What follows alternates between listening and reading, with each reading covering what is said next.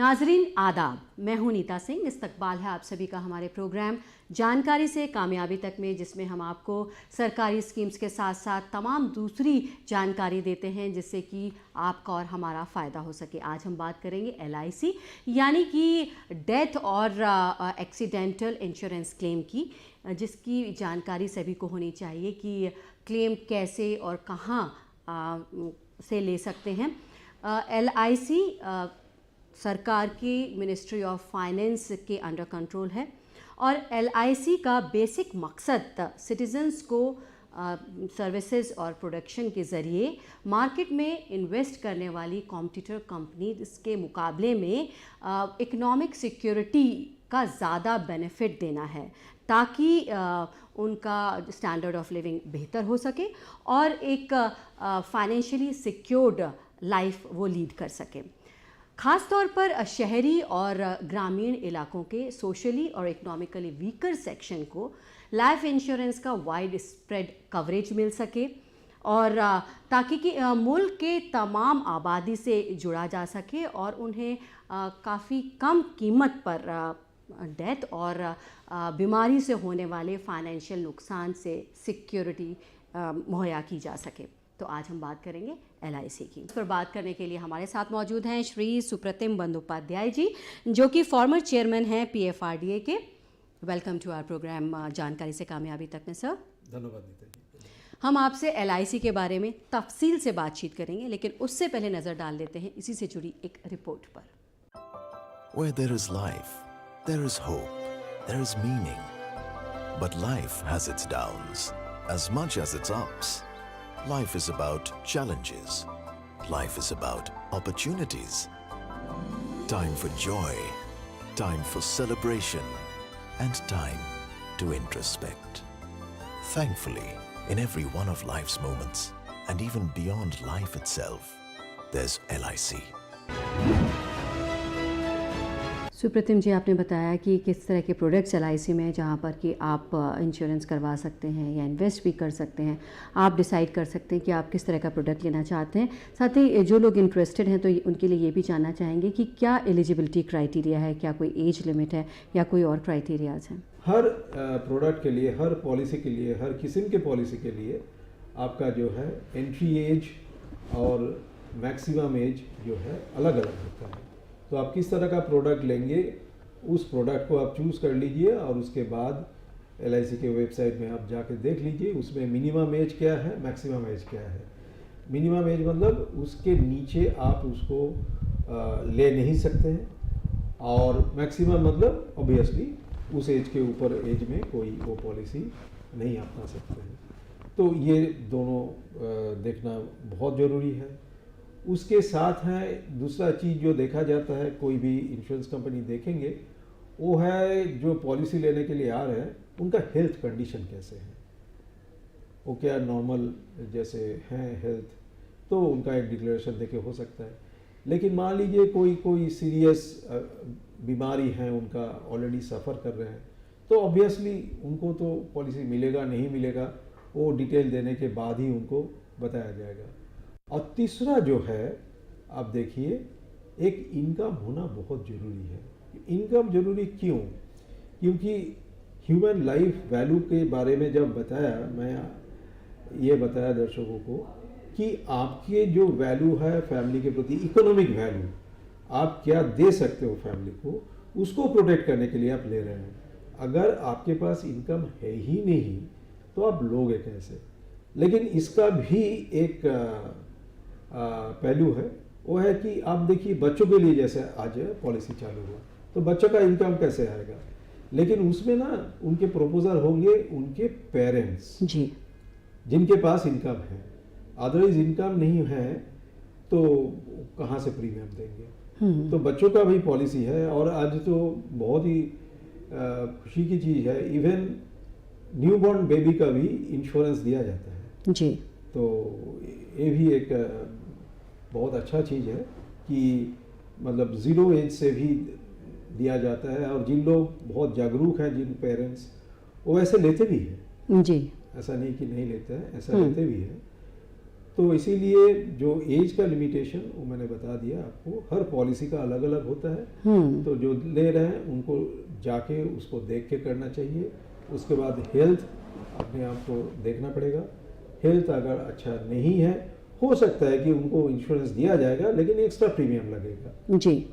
हमको, जिसमें मान लीजिए हम नॉर्मल लाइफ है 5,000 लाग रहे हैं, उनके लिए शायद 8,000 रुपया लगेगा, क्योंकि एक्स्ट्रा रिस्क इंश्योर्ड कंपनी जो है, इंश्योरेंस कंपनी कैरी कर रहे हैं उनके लाइफ के ऊपर, इसके लिए उनको ज़्यादा देना पड़ेगा। ये भी हो सकता है जी। या उनको कुछ वेटिंग पीरियड दिया जा सकता है, उसके बाद आके आप पॉलिसी लीजिए। इस तरह का बहुत सारा का चीज़ है जी। तो यही है जी। सुप्रतिम जी, आपने प्रीमियम की बात की, यहाँ पर जानना चाहेंगे, कई लोगों के सवाल ये होते हैं कि मिनिमम कितने प्रीमियम के साथ शुरू किया जा सकता है, कितना समय लगता है LIC में पैसा लगाने के बाद दुगना होने में कितना समय लगता है, ये आपसे जानना चाहेंगे। ये प्रीमियम जो है नीता जी, ये है ना आपका किस तरह का प्रोडक्ट आप ले रहे हैं, किस तरह का कवर आप ले रहे हैं, इसके स्पेसिफिक होता है। जैसे मैंने बताया टर्म इंश्योरेंस का, कोई भी इंश्योरेंस कंपनी में आप चले जाइए, उनका टर्म इंश्योरेंस का प्रीमियम सबसे कम होगा। अगर आप टर्म इंश्योरेंस से खुश हैं, उसका पूरा कंडीशंस आपको पता है, आपको कुछ पैसा लौट के आने का कोई ज़रूरत नहीं है, तो शौक से आप ले लीजिए। अदरवाइज एंडाउमेंट पॉलिसी लीजिए। अदरवाइज एंडाउमेंट में भी एक पॉलिसी है जिसको बोलते हैं मनी बैक पॉलिसी, उसमें बीच बीच में पैसा लौट के आता है, वो ले लीजिए, वो और थोड़ा कॉस्टली होगा। या जो है यूलिप टाइप का पॉलिसी ले लीजिए, उस तरह का पॉलिसी भी आता है। लेकिन हर प्रोडक्ट में कितना रिस्क को कैरी कर रहे हैं और दूसरा है कि उसमें क्या बेनिफिट वो दे रहे हैं, दो चीज़ के ऊपर जो है ना प्रीमियम डिपेंडेंट होता है।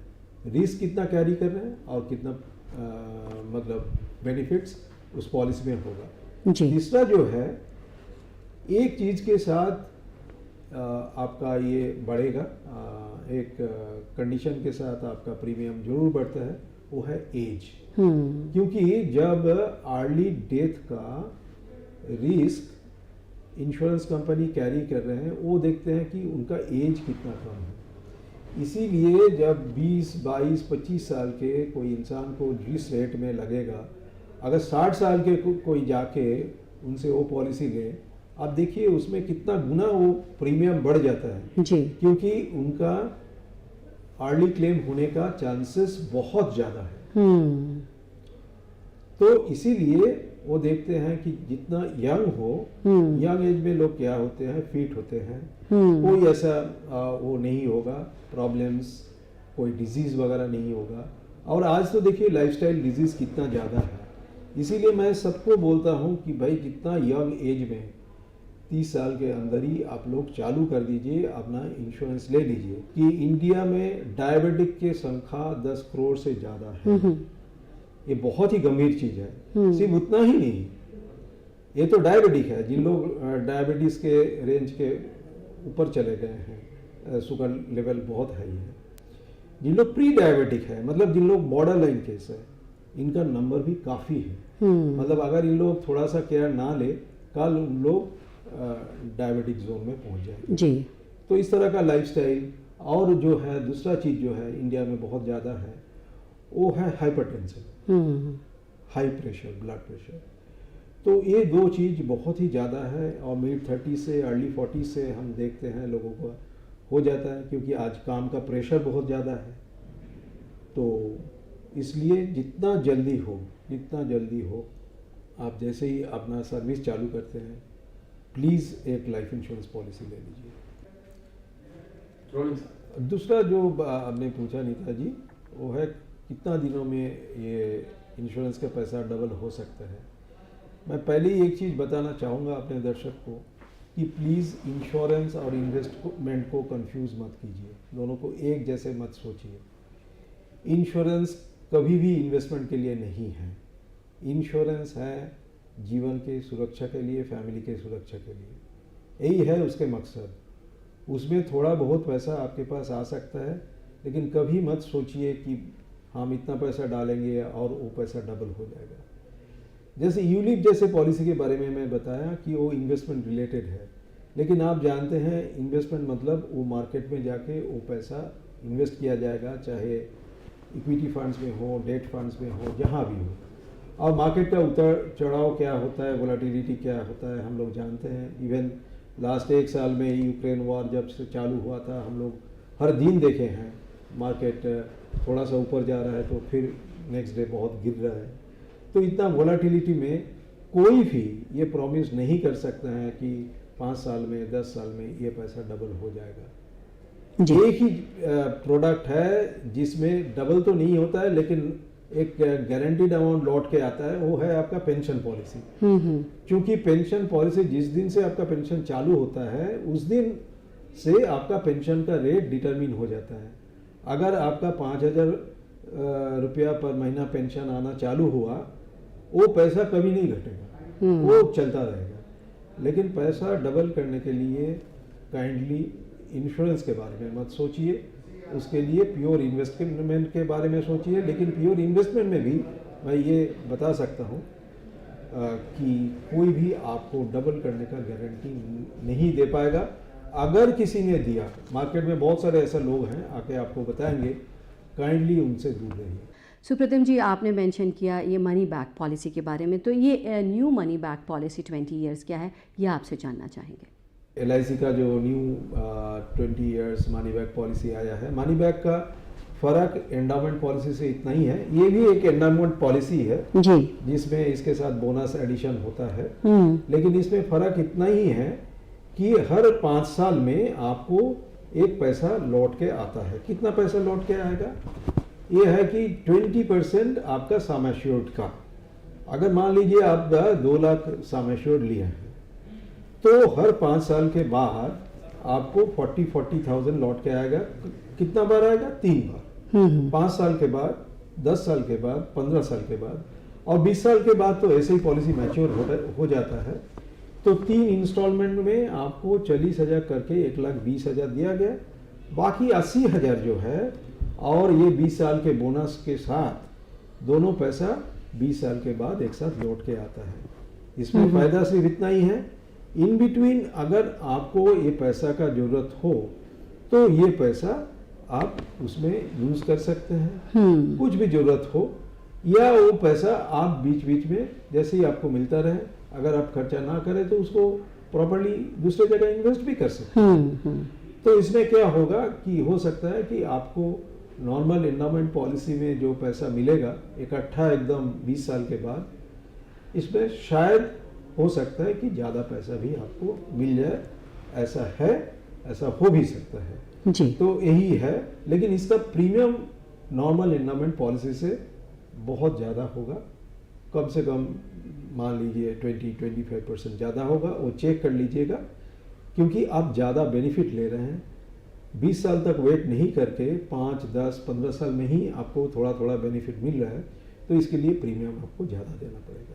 और इसमें ये न्यू मनी बैक पॉलिसी में 20 इयर्स के और एक चीज़ दिया गया है कि इसका ना जो डेथ बेनिफिट है, अगर किसी का डेथ हो जाए अनफॉर्चुनेटली, तो उनको 125% ऑफ सम एश्योर्ड जो है लौट के आएगा। मतलब अगर 2 लाख का पॉलिसी है, in case of unfortunate death उनको 2.5 लाख मिलेगा। 2.5 लाख या जो एनुअलाइज प्रीमियम है उनका 10 टाइम्स जो भी ज़्यादा हो। तो इसमें कैलकुलेट करके देखिएगा कि 125% ऑफ सम एश्योर्ड मोर और लेस हर टाइम ज़्यादा ही होता है। तो ये एक एडिशनल बेनिफिट है जो पहले नहीं होता था मनी बैक पॉलिसी में।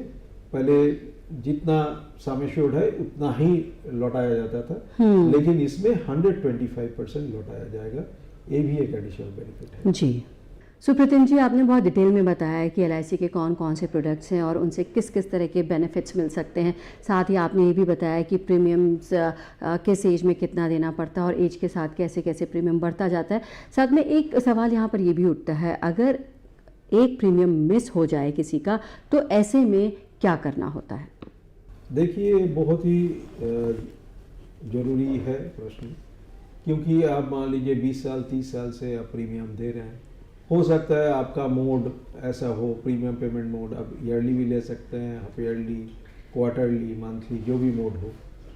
तो उसमें हो सकता है एक प्रीमियम आपका छूट गया। नॉर्मली LIC एक ग्रेस पीरियड देता है। ग्रेस पीरियड क्या होता है कि जिस डेट में आपका प्रीमियम ड्यू है, अब मान लीजिए जून महीना चल रहा है, नॉर्मल जो है जून महीना का ड्यू 28 तारीख को आता है, 28 जून को।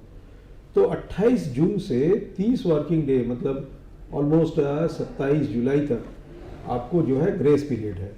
उस पीरियड के अंदर अगर आप प्रीमियम दे देंगे तो कोई उसमें पेनल्टी नहीं लगेगा। उसके बाद भी एक टाइम पीरियड होता है, मान लीजिए 6 महीना तक आप एक इंटरेस्ट समेत वो प्रीमियम आप पे करके पॉलिसी को चालू रख सकते हैं। और उसके बाद भी हो गया, अगर लैप्स हो गया, लैप्स पॉलिसी भी वो कहते हैं रिवाइव करना मतलब पुनर्चालन करना, तो आप कर सकते हैं। उसके लिए भी उसका प्रोसीजर है, फॉर्म दीजिए, उसमें पेनल्टी दीजिए, पूरा इंटरेस्ट दीजिए। बहुत दिन अगर पुराना हो गया और जो पॉलिसी होल्डर का एज ज़्यादा हो गया, हो सकता है एक डॉक्टर का सर्टिफिकेट भी उसमें ज़रूरत हो, लेकिन ये किया जा सकता है। ऐसा नहीं कि एक प्रीमियम छूट गया मतलब आपका पॉलिसी का बेनिफिट सारे कुछ चला गया, ऐसा मत सोचिए। और इसको रिवाइवल का क्या उपाय है वो करिए, और जरूर आपके जो है कहीं भी एक रिकॉर्ड करके रखिए कि कब ये ड्यू है। ड्यू डेट जरूर याद रखिएगा, ड्यू डेट को मत भूलिएगा। जी, एक सवाल यहाँ पर ये भी उठता है, क्या सरकारी और गैर सरकारी इंश्योरेंस क्लेम्स एक दूसरे से अलग अलग होते हैं? देखिए, इसमें सरकारी और गैर सरकारी का कोई ऐसे फर्क नहीं है, क्योंकि ये होता है इंडिविजुअल के ऊपर। तो अगर इंडिविजुअल एक इंश्योरेंस ले रहे हैं तो कानून एक ही है। इसमें कोई मतलब गवर्नमेंट इंस्टीट्यूशन, प्राइवेट इंस्टीट्यूशन का कोई फर्क नहीं होता है। इंस्टीट्यूशनल इसमें ये एक ही आता है, वो है कि जब ग्रुप इंश्योरेंस पॉलिसी दिया जाता है, मान लीजिए एक ग्रुप, एक एम्प्लॉयर है, पर्टिकुलर एक एम्प्लॉयर जिनके अंडर में 1000 एम्प्लॉय काम करते हैं। ऐसा हो सकता है वो एम्प्लॉयर आपने 1000 एम्प्लॉय के लिए एक ग्रुप इंश्योरेंस ले लिया जी, उसमें इंडिविजुअल का नाम नहीं रहेगा, उसमें कंपनी अपनी तरफ से पॉलिसी लेंगे और पॉलिसी के नीचे अटैचमेंट में सारे लोगों का नाम रहेगा कि फलाना व्यक्ति जो है 1000 लोग, ये सारे को इंश्योरेंस कवर दिया जाता है। तो तब जो है हो सकता है कि एम्प्लॉयर को अगर किसी का कुछ डेथ हो गया, कुछ हो गया, तो एम्प्लॉयर को सारे डेटा, सारे कुछ इकट्ठा करके उसको डिपॉजिट करना पड़ेगा। उसमें एम्प्लॉयर का हेल्प का जरूरत हो सकता है, क्योंकि अगर इंडिविजुअल पॉलिसी हो तो इंडिविजुअल को ही करना पड़ेगा या उनके फैमिली के लोगों को करना पड़ेगा। इतना ही फर्क है। लेकिन गवर्नमेंट और नॉन गवर्नमेंट में कोई क्लेम सेटलमेंट हो या पॉलिसी लेने के कोई ये हो, उसमें कोई फर्क नहीं होता है। सुप्रतिम जी, आपने तमाम बेनिफिट्स LIC के बताए हैं और कितना ज़रूरी है सबके लिए ये करवाना। आपसे जानना चाहिए कि अगर किसी ने ये लाइफ इंश्योरेंस पॉलिसी ली है और कोई दिक्कत है, कोई परेशानी है, तो कहाँ पर कंप्लेंट कर सकता है? अब देखिए, ग्रीवेंस रिड्रेसल का एक बड़ा डिटेल प्रोसेस LIC में भी है।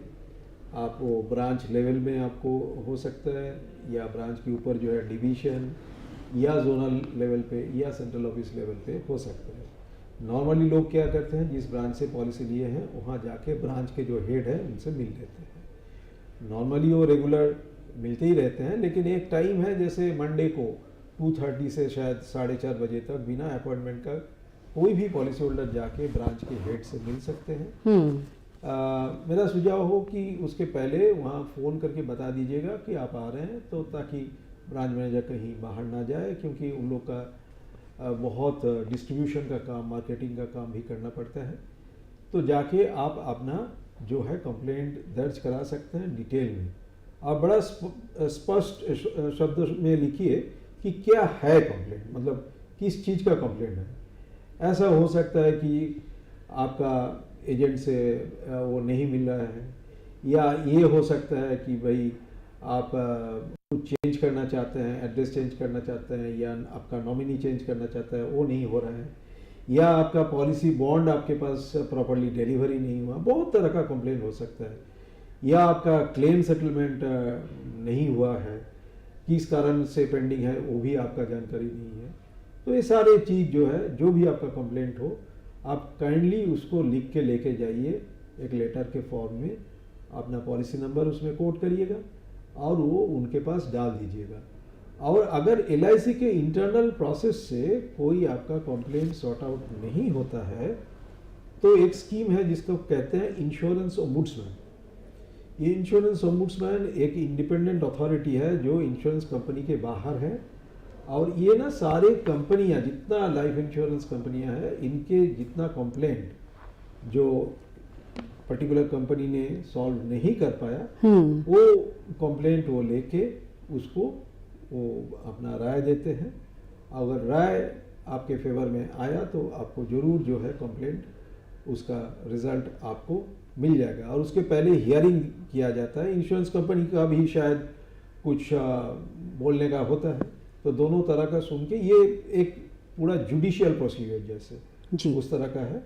और जब भी आपको पॉलिसी बॉन्ड मिलेगा, जब पॉलिसी आप नया लेते हैं, जरूर लास्ट पेज में आपका ओम्बुड्समैन कौन है वो एक एड्रेस उसमें दिया हुआ होता है, वो काइंडली नोट कर लीजिएगा। क्योंकि ऐसा ना हो कि आपको कोई कंप्लेंट करना पड़ेगा, लेकिन अगर कोई ऐसा सिचुएशन आया तब जरूर उस एड्रेस को याद कीजिएगा और उस एड्रेस में ओम्बुड्समैन के जो एड्रेस है उस एड्रेस में काइंडली आप मेल डाल दीजिएगा। सुप्रतिम जी, आपसे जानना चाहेंगे, कई लोगों को शिकायत होती है कि क्लेम सेटलमेंट के वक्त उनको काफ़ी भाग दौड़ करनी पड़ती है और बहुत दिक्कतों का सामना करना पड़ता है, तो उस दिक्कत से कैसे बचा जा सकता है वो आपसे जानना चाहेंगे। स्पेशली मैं देखा डेथ क्लेम में थोड़ा ज़्यादा टाइम लगता है, क्योंकि डेथ क्लेम का जो है रिक्वायरमेंट ज़्यादा है। लेकिन ऐसा नहीं कि बहुत भाग दौड़ करना पड़ता है, क्योंकि बहुत सारे केसेस में हमने देखा हमारे जो इंडिविजुअल एजेंट्स हैं या ब्रोकर्स हैं वो काफ़ी मदद करते हैं, चाहे वो क्लेम फॉर्म लेके आना या उसका प्रोसीजर बताना। लेकिन अगर आपके एजेंट ने आपको मदद नहीं किया, काइंडली ब्रांच में जाइए, वहाँ बैठ के सारे फॉर्म और क्या क्या रिक्वायरमेंट है वो उठा के लाइए, और उसके बाद जल्द से जल्द ये फॉर्म और जो जो रिक्वायरमेंट है सारे कुछ आप दे दीजिएगा ब्रांच में डिपॉजिट, क्योंकि तब से जो है क्लेम सेटलमेंट का प्रोसेस चालू होगा जी। ये नहीं कि जिस दिन डेथ हुआ उस दिन से क्लेम सेटलमेंट का प्रोसेस चालू होता है। कोई भी डेथ क्लेम में थोड़ा टाइम इसलिए ज़्यादा लगता है कि फर्स्ट है कुछ रिक्वायरमेंट्स ऐसे होते हैं जो अपने हाथ में नहीं है, अपने घर पे नहीं है, जैसे डेथ सर्टिफिकेट आपको लोकल अथॉरिटी से वो प्राप्त करना पड़ेगा जी। उसमें थोड़ा टाइम लग सकता है, इमीडिएट डेथ के बाद ही वो नहीं मिलता है, वो कुछ दिन समय आपको लगेगा उसको जुगाड़ करने में। सेकेंडली है अगर एक्सीडेंटल डेथ हो तो उसमें नॉर्मली जो है FIR दाखिल करना, उसका कॉपी मिलना, फिर पोस्टमार्टम रिपोर्ट का वो मिलना, हॉस्पिटल का रिपोर्ट मिलना, ये सब में जो है मैंने देखा टाइम लगता है जी। इसमें जो है ये आउटसाइड अथॉरिटीज़ है, इनफैक्ट इसके ऊपर कोई इंश्योरेंस कंपनी, इवन LIC का भी कोई प्रभाव नहीं है जी। वो आपको अलग से कलेक्ट करना पड़ेगा। और इसमें भी मैंने देखा बहुत सारे हमारे एजेंट भाई, एजेंट दोस्त ऐसे हैं जो बहुत मदद करते हैं, और इन लोग एक्सपर्ट है कैसे क्लेम सेटलमेंट किया जाए, कहाँ कहाँ जाना पड़ेगा, किनसे बात करना पड़ेगा, किस तरह से लाना पड़ेगा जी। ये जानते हैं, तो उनका मदद जरूर लीजिएगा। अपने एजेंट का नंबर काइंडली नोट करके रखिएगा जब भी पॉलिसी लीजिएगा, और अपना फैमिली के साथ शेयर कीजिएगा जी। क्योंकि क्लेम के टाइम में, स्पेशली डेथ क्लेम के टाइम में, इनका मदद काफ़ी काम में आ सकता है। सुप्रतिम जी, आपने LIC के बारे में काफ़ी डिटेल इन्फॉर्मेशन दी, कौन कौन से प्रोडक्ट्स हैं, किस तरह के बेनिफिट्स मिल सकते हैं, कब प्रीमियम देना चाहिए, किस तरह से क्लेम करना चाहिए। लेकिन फिर भी हम चाहेंगे हमारे व्यूअर्स को अगर आप कोई मैसेज दें कि उनको इंश्योरेंस लेना क्यों ज़रूरी है, क्यों उन्हें लेना चाहिए LIC। मैं जितना दूर तक देखा लाइफ इंश्योरेंस इंडस्ट्री को बहुत करीब से देखा, करीब 35 साल तक, तो उसमें एक चीज़ मैंने देखा और आज भी वही स्थिति है कि insurance is a push product, ये पुल प्रोडक्ट नहीं है। कोई इसको खरीदता नहीं है, इसको बेचा जाता है जी। लेकिन आइडियल सिचुएशन वही होगा जिसमें लोग अपना रिक्वायरमेंट समझ के इसको ले लें, उसी दिन जो है इंश्योरेंस का इंपॉर्टेंस लोगों को पता चलेगा। स्टेप 1, FIR और मेडिकल रिपोर्ट। अगर मरने वाले की डेथ नॉर्मल नहीं है तो आपको फौरन ही FIR फाइल करवानी चाहिए और उसकी एक कॉपी लेकर रख लेनी चाहिए। और अगर हॉस्पिटल में डेथ हुई है तो आपको मेडिकल रिपोर्ट रखनी चाहिए, क्योंकि जब आप इंश्योरेंस क्लेम करेंगे तो आपको FIR की कॉपी और मेडिकल रिपोर्ट्स भी जमा करनी होंगी। स्टेप 2, क्लेम करना। डेथ के बाद क्लेम लॉन्च करना सबसे ज़रूरी होता है।